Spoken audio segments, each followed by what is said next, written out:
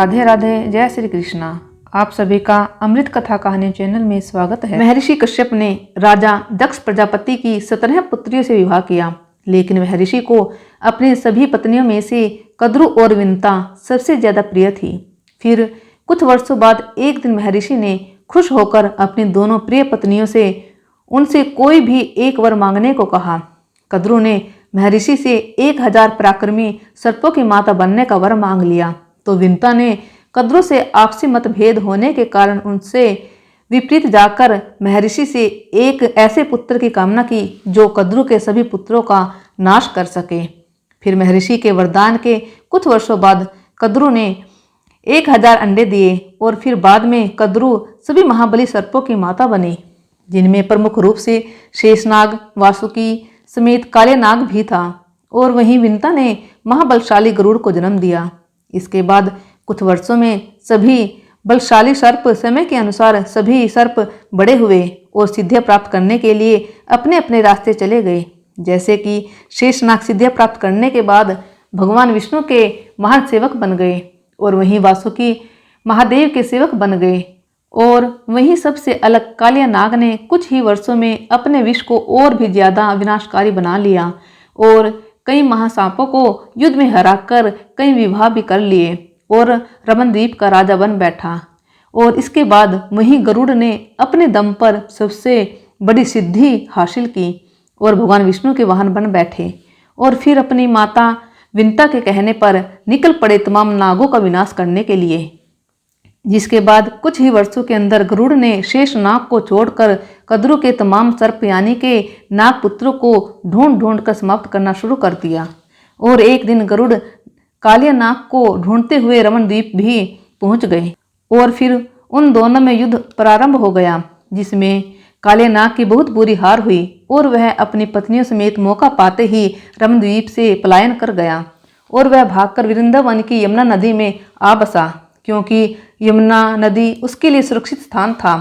दरअसल एक बार महर्षि शोभरी के मना करने के बावजूद भी गरुड़ ने यमुना से तमाम मछलियों को बलपूर्वक पकड़कर खा लिया था, जिससे कि नाराज होकर महर्षि शोभरी ने गरुड़ को दोबारा यमुना में प्रवेश करने पर मृत्यु को प्राप्त होने का श्राप दिया था।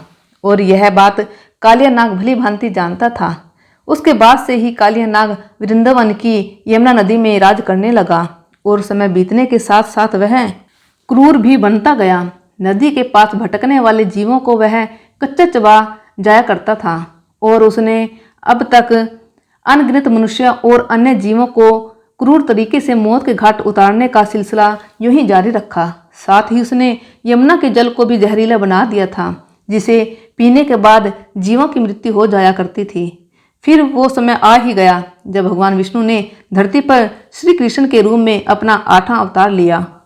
आइए जानते हैं भगवान श्री कृष्ण ने कालिया नाग को कब और क्यों श्राप दिया, और कहा जहां भी पीछे मुड़कर देखोगे वहीं पत्थर के हो जाओगे। भगवान श्री कृष्ण लीलाधर हैं।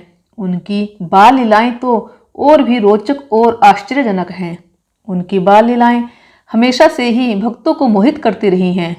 ऐसे ही एक बाल लीला कालिया नाग के मर्दन से जुड़ी है। कालिया नाग मर्दन श्री कृष्ण बाल लीलाओं में से एक अत्यंत महत्वपूर्ण लीला है, जो उनके पराक्रम और दिव्य शक्तियों का एक अद्भुत प्रदर्शन है। आइए जानते हैं कालिया नाग मर्दन की कथा और भगवान श्री कृष्ण ने उसे श्राप क्यों दिया। गोकुल, ब्रज और वृंदावन की भाग्यशाली माटी इस बात की गवाह है कि लीलाधर भगवान श्री कृष्ण ने यहाँ की धरती पर अनेकों लीलाएं की हैं। इनमें से एक लीला कालिया नाग मर्दन की भी है। इसका प्रमाण आज भी ब्रज क्षेत्र के जैत नामक एक गांव में सजीव है। कहते हैं कि भगवान श्री कृष्ण के श्राप के बाद से कालिया नाग यहाँ पत्थर के रूप में स्थापित हैं। इसको आज देखा जा सकता है। मान्यता है कि यहाँ स्थापित कालिया नाग के दर्शन मात्र से काल सर्प दोष से मुक्ति मिल जाती है। भागवत कथा के अनुसार ये घटना तब की है जब भगवान कृष्ण गोकुल में बाबा नंद और मैया यशोदा के साथ रहा करते थे। उस समय कालिया नामक 5 फनों वाला एक भयंकर और महान विषधर नाग भगवान विष्णु के वाहन गरुड़ पक्षी से दुश्मनी होने के कारण गोकुल के पास बहने वाली यमुना नदी में आकर रहने लगा था। इससे पूरी यमुना नदी में कालिया नाग का जहर फैल गया। इससे न केवल नदी के जलीय जीव मरने लगे, बल्कि नदी का जहरीला पानी पीकर पशु पक्षी और गांव वालों की भी मृत्यु होने लगी। संयोग से एक दिन भगवान लीलाधर श्री कृष्ण अपने ग्वाल बाल सखाओं के साथ यमुना के तट पर गेंद से खेल रहे थे। खेलते खेलते गेंद अचानक यमुना नदी में जा गिरी। अब नदी से गेंद कौन निकाले? एक भी ग्वाल बाल सखा तैयार न हुए। बलराम भैया ने भी इनकार कर दिया। तब अपनी लीला को दिखाते हुए भगवान कृष्ण गेंद को निकालने के लिए यमुना नदी में कूद पड़े। उनके यमुना में कूदते ही नदी में सो रहा कालिया नाग जाग गया। नींद में खलल पड़ने पर कालिया क्रोध में और भी भयंकर दिखाई दे रहा था। वह श्री कृष्ण को अपने जहर का शिकार बनाने लगा, लेकिन कालिया नाग जहां विष छोड़ता या फन मारता, श्री कृष्ण वहां से कब का हट चुके होते। वहीं कृष्ण ने अपने मुक्कों से प्रहार कालिया नाग को पस्त कर दिया। वहीं दूसरी तरफ यह बात माता यशोदा समेत पूरे गोकुल को पता चल गई। पूरे गांव वाले दौड़े दौड़े यमुना नदी किनारे आ गए। नंद बाबा सहित सभी गांववासी आश्चर्य और कौतुक से यह अद्भुत नजारा देख रहे थे। जल्दी ही विषैले कालिया नाग को श्री कृष्ण ने इतना थका दिया कि वह बेसुध हो गया। भगवान श्री कृष्ण ने कालिया नाग को नदी छोड़कर जाने का आदेश दिया, लेकिन वह नहीं माना और एक बार फिर श्री कृष्ण पर हमला कर दिया। इस बार लड़ाई और भी भयंकर थी। उधर मैया यशोदा का दिल बैठा जा रहा था। उनकी आंखों से आंसुओं का झरना बह निकला था।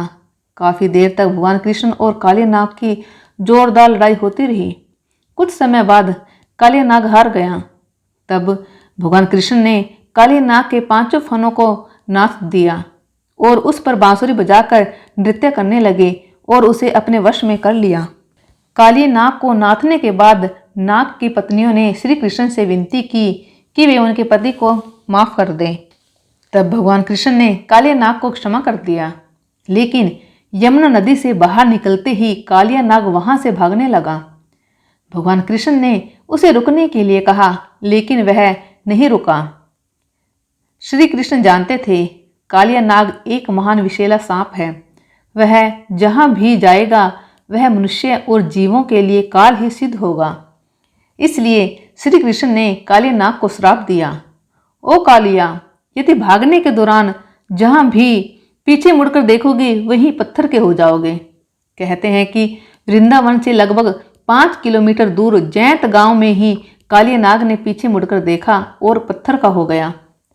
आज इस जगह पर कालिया नाग का मंदिर है, जहां देश भर से श्रद्धालु पत्थर बन गए कालिया नाग दर्शन और पूजा के लिए आते हैं।